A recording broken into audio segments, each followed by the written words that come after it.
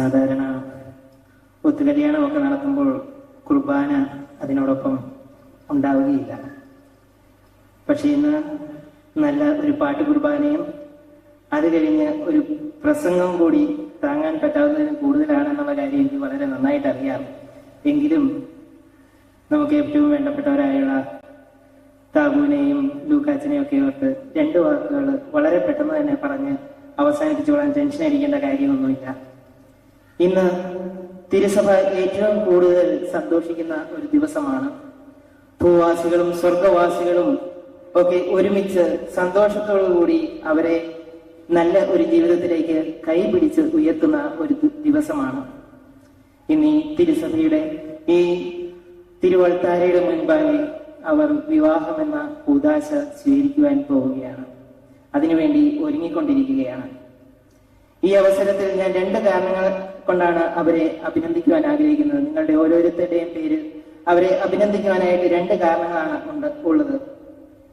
അവർക്ക് ഇപ്പോഴത്തെ കുട്ടികൾക്കൊക്കെ ന്യൂ ജനറേഷൻ അല്ലെങ്കിൽ മോഡേൺ പിള്ളേരെന്നൊക്കെ പറയുവാനായിട്ടായിരിക്കും ഇഷ്ടം.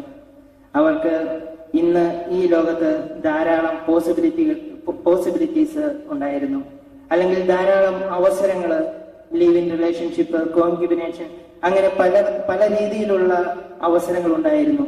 അതിനൊന്നും പോകാതെ തങ്ങളുടെ മാതാപിതാക്കൾ പറഞ്ഞതനുസരിച്ച് അവർ കണ്ടുപിടിച്ച വധുവിനെയും വരനെയും സ്വീകരിക്കുവാൻ ഈ അൾത്താരയുടെ മുൻപിൽ തയ്യാറായിരിക്കുന്ന ഇവരെ കാണുമ്പോൾ വളരെയധികം സന്തോഷവും അവരെ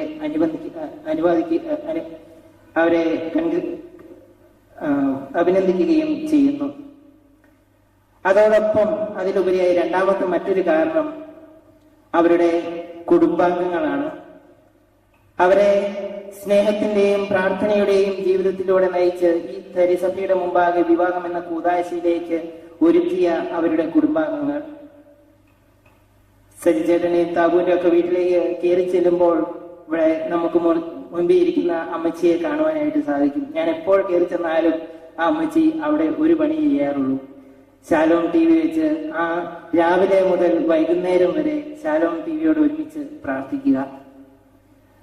തന്റെ അപ്പന്റെയും അമ്മയുടെയും പ്രാർത്ഥനാ ജീവിതം കണ്ട് മനസ്സിലാക്കി അത് അനുഭവിച്ചറിഞ്ഞ കുട്ടികൾക്ക് മാത്രമേ ഒരു നല്ല പ്രാർത്ഥനാ ജീവിതം ഇന്നത്തെ ഈ സാഹചര്യത്തിൽ ജീവിക്കുവാനായിട്ട് സാധിക്കുകയുള്ളൂ. എനിക്കറിയാം, അയർലൻഡിലാണെങ്കിൽ പോലും മണിക്കൂറുകളോളം കിലോമീറ്ററുകളോളം സഞ്ചരിച്ച് ആഴ്ചയിൽ ഒന്നെങ്കിലും ഒരു മലയാളം കുർബാന കൂടുവാനായി വളരെയേറെ ദൂരത്തിലേക്ക് പോകുന്ന താബുവിനെ കുറിച്ച്. അതുപോലെ തന്നെ നമ്മൾ ഈ കൂടിയിരിക്കുന്ന ഓരോരുത്തരും അവരുടെ ഈ കുടുംബത്തിന്റെ സ്നേഹബന്ധം അനുഭവിച്ചറിഞ്ഞാണ്. ഏകദേശം 2 വർഷം മുമ്പ് ഞാൻ ഈ പള്ളിയിൽ തിരുപ്പട്ടം സ്വീകരിച്ചപ്പോൾ സജിചേട്ടനും ജിൻസി ചേച്ചിയും തവിനും ഒക്കെയാണ് ഏറ്റവും മുൻപിൽ നിന്ന് ഈ കല്യാണത്തിന് ഒരുങ്ങുന്നത് പോലെ എല്ലാ കാര്യങ്ങളും ചെയ്തു തന്നത്. അതുപോലെ ഈ ആൾക്കാരെ നോക്കുകയാണെങ്കിൽ ധാരാളം വൈദികരുണ്ട്. ഒത്തിരി വൈദികർക്ക് ഇങ്ങോട്ട് വരുവാനായി സാധിക്കാതിരുന്നത് ഈ രൂപതയിൽ ധ്യാനം വൈദികർക്ക് വേണ്ടിയുള്ള ധ്യാനം നടക്കുന്നത് കൊണ്ടാണ്. അല്ലെങ്കിൽ ഇനിയും വളരെയേറെ വൈദികര് ഈ കൂദാശയിൽ സംബന്ധിച്ചേനെ. അതെല്ലാം നമ്മളെ കാണിച്ചു തരുന്നത് ഈ കുടുംബത്തിന് പള്ളിയുമായും പ്രാർത്ഥനയുമായും വൈദികരുമായിട്ടൊക്കെ എത്രയധികം ബന്ധമുണ്ട് എന്നുള്ളതാണ്. തമാശയായിട്ടാണേലും ഈ വിവാഹത്തെ കുറിച്ച് ആലോചിച്ചിരുന്ന സാഹചര്യങ്ങളിൽ ഒരു ദിവസം താബുവിനോട് സംസാരിച്ചപ്പോൾ ഞാൻ പറയുകയുണ്ടായി, സൂക്ഷിച്ചുകൊള്ളുക, പോലീസുകാരനെയാണ് കെട്ടാൻ പോകുന്നതെന്ന്. അന്നേരം താബു പറഞ്ഞു, ലൂക്കാച്ചൻ അങ്ങനെയുള്ള മനുഷ്യനൊന്നുമല്ല, വളരെ നല്ല കുടുംബത്തിൽ, സ്നേഹമുള്ള വളരെ നല്ല കുടുംബത്തിൽ വളർന്നു വന്ന ഒരു ചേട്ടനാണെന്നുള്ളത്.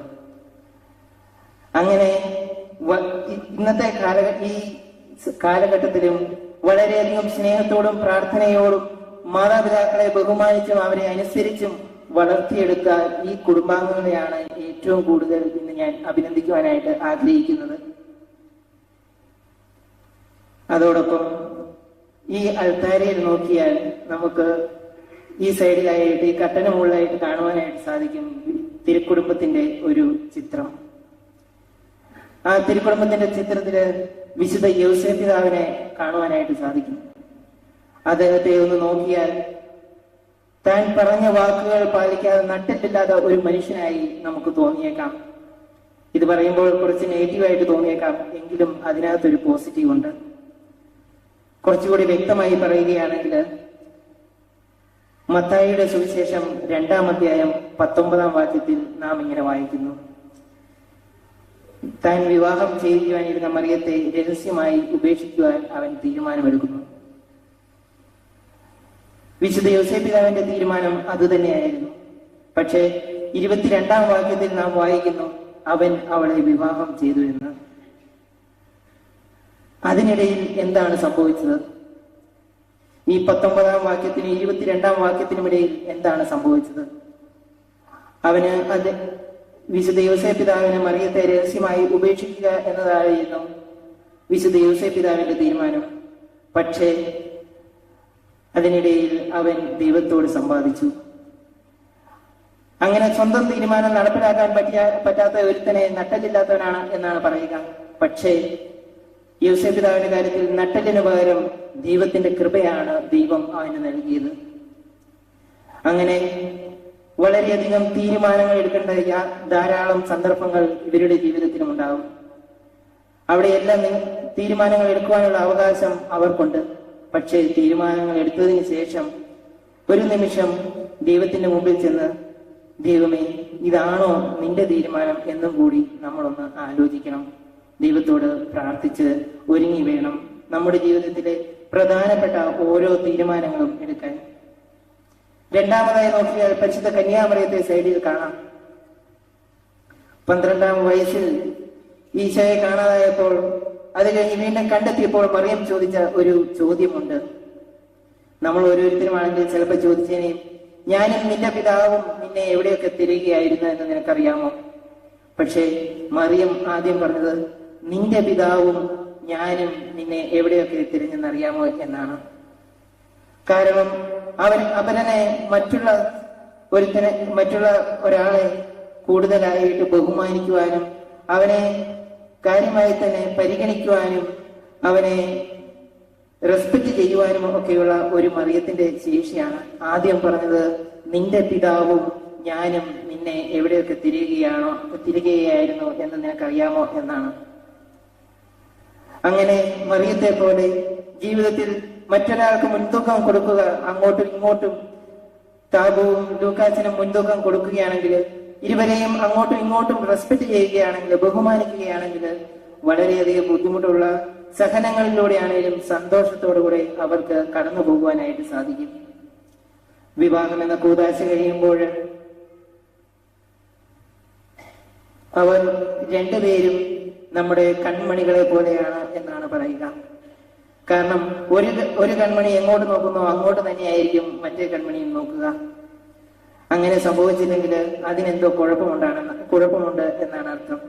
ഒരു കണ്ണ് കരയുമ്പോൾ മറ്റേ കണ്ണും ഒപ്പം കരയും. അതുപോലെ ജീവിതത്തിന്റെ ഏതൊരു സന്ദർഭത്തിലും രണ്ടുപേരും ദുഃഖത്തിലും സന്തോഷത്തിലും ദാരിദ്ര്യത്തിലും സമ്പത്തിലും ഒരുമിച്ച് നിൽക്കുവാനുള്ള ഒരു അവസരം ദൈവം അവർക്ക് നൽകട്ടെ. അതുപോലെ തന്നെയാണ് അങ്ങോട്ടും ഇങ്ങോട്ടും പരസ്പരം മനസ്സിലാക്കി ജീവിക്കുക എന്നുള്ളത്. കിളികളെ നോക്കിയാൽ അറിയാം, അവരുടെ രണ്ട് ചിറകുകളും ഒരുപോലെ ഫങ്ഷൻ ചെയ്യുന്നു, അല്ലെങ്കിൽ ആ രണ്ട് ചിറകുകളും തമ്മിൽ പരസ്പരം നല്ല ഒരു ഐക്യമുണ്ട്. അങ്ങനെ ഐക്യത്തിൽ പറന്നുയർന്നാൽ മാത്രമേ ഇവർക്ക് ജീവിതത്തിലും ഉയരങ്ങളിലേക്ക് ഉയരുവാനായിട്ട് സാധിക്കുകയുള്ളൂ. ഇപ്പോൾ ഈ വിവാഹത്തിന്റെ ആവശ്യങ്ങൾക്കൊക്കെ ആയിട്ട് ധാരാളം വസ്തുക്കളും സാധനങ്ങളും ഒക്കെ ഇവർ വാങ്ങിച്ചു കൂട്ടിയിട്ടുണ്ടായിരിക്കാം വീട്ടിലൊക്കെ. പക്ഷെ നല്ല ക്വാളിറ്റി ഉള്ള ഒരു സാധനം വാങ്ങുമ്പോൾ അതിന്റെ കൂടെ നമുക്ക് കിട്ടുന്ന ഒരു സംഭവമുണ്ട്, ഗ്യാരണ്ടി. ഇന്ന് ഈ അവസരത്തില് ഈ ദിവ്യ ബലിയുടെ മുൻപിൽ നിൽക്കുമ്പോൾ, ഈ ബലിപീഠത്തിന്റെ മുൻപിൽ നിൽക്കുമ്പോൾ ഇവിടെ നിങ്ങൾക്ക് കിട്ടുന്നത് ലൈഫ് ലോങ് ഗ്യാരണ്ടിയാണ്.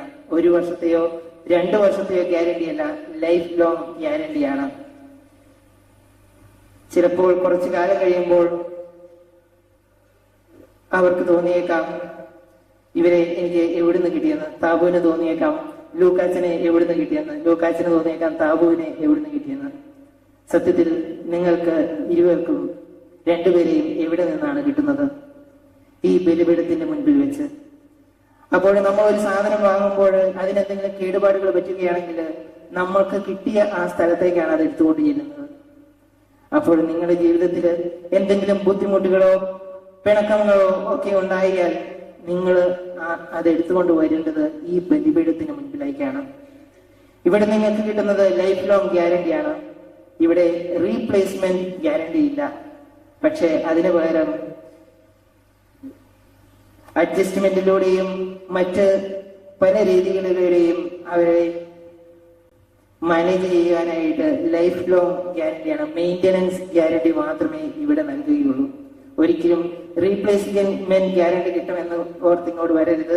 കാരണം ഇവിടെ മാനേജ്മെന്റ് അല്ലെങ്കിൽ മെയിൻ്റനൻസ് ഗ്യാരണ്ടി മാത്രമേ കിട്ടുകയുള്ളൂ. അതുപോലെ തന്നെ ഇത്രയും കാലം ചിലപ്പോൾ എന്നോടൊക്കെ സജിച്ചേട്ടനും ജിൻസി ചേച്ചിയൊക്കെ ചോദിക്കാറുണ്ട്, താബുവിനൊരു നല്ല വരനെ കിട്ടാനായിട്ട് പ്രാർത്ഥിക്കണമെന്ന്. അതുപോലെ താബു ഇത്രയും കാലം പ്രാർത്ഥിച്ചത് നല്ല ഒരു വരനെ കിട്ടണമെന്നായിരുന്നു. അതുപോലെ ലൂക്കാച്ചനും ഇത്രയും കാലം പ്രാർത്ഥിച്ചത് നല്ല ഒരു വധുവിനെ കിട്ടണം എന്നായിരിക്കും. അങ്ങനെയാണോ? കിട്ടിയോ? കിട്ടിയെന്നാണ് അവർ പറയുന്നത്. അപ്പോൾ ഇനി ആ പ്രാർത്ഥനയിൽ ചെറിയൊരു വ്യത്യാസം വരുത്തണം. ഇനി എനിക്ക് നല്ല ഒരു വധുവായി ജീവിക്കുവാന്, അല്ലെങ്കിൽ എനിക്ക് നല്ല ഒരു വരനായി, അല്ലെങ്കിൽ നല്ലൊരു ഭർത്താവായി, നല്ലൊരു ഭാര്യയായി ജീവിക്കുവാനുള്ള കൃപ നൽകണമേ എന്നായിരിക്കണം നിങ്ങൾ ഓരോരുത്തരും പ്രാർത്ഥിക്കുക. നിങ്ങളുടെ ഈ പ്രാർത്ഥനയിൽ നിങ്ങളുടെ ഓരോരുത്തരുടെയും സ്നേഹം വ്യക്തിപരമായി അനുഭവിച്ചറിഞ്ഞ ആൾക്കാരാണ് ഈ പള്ളി നിറയെ ഒരുമിച്ച് കൂടിയിരിക്കുന്നത്. നിങ്ങളുടെ ഈ പ്രാർത്ഥനയിൽ ഞങ്ങളും നിങ്ങളോടൊപ്പം ഒന്നുചേരുന്നു. ഇവർക്ക് നൽകുവാനായിട്ട് നമുക്ക് കഴിയുന്ന ഏറ്റവും വലിയ സമ്മാനമാണ് ഇവർക്ക് വേണ്ടി ഇന്ന് ഈ ദിവ്യബലിയിൽ പ്രാർത്ഥിക്കുക എന്നുള്ളത്. ബഹുമാനപ്പെട്ട വൈദികര് കാശയും പീലാശയും എടുത്തുയർത്തുമ്പോൾ ആ അപ്പത്തോടും വീഞ്ഞോടും ചേർത്ത് ഇവരെയും നമുക്ക് സമർപ്പിക്കാം. ഇവരുടെ കുടുംബജീവിതം മനോഹരമാകുവാനും നന്നായി ദൈവഹിതമനുസരിച്ച് അവർക്ക് ജീവിക്കുവാനുമുള്ള കൃപ നൽകണമേ എന്ന് ഇവരോടൊപ്പം ചേർന്ന് നമുക്കെല്ലാവർക്കും ഈ ദിവ്യബലിയിൽ പ്രാർത്ഥിച്ചിടുങ്ങാം. പിതാവിന്റെയും പുത്രന്റെയും പരിശുദ്ധാത്മാവിന്റെയും നാമത്തിൽ ആമേൻ.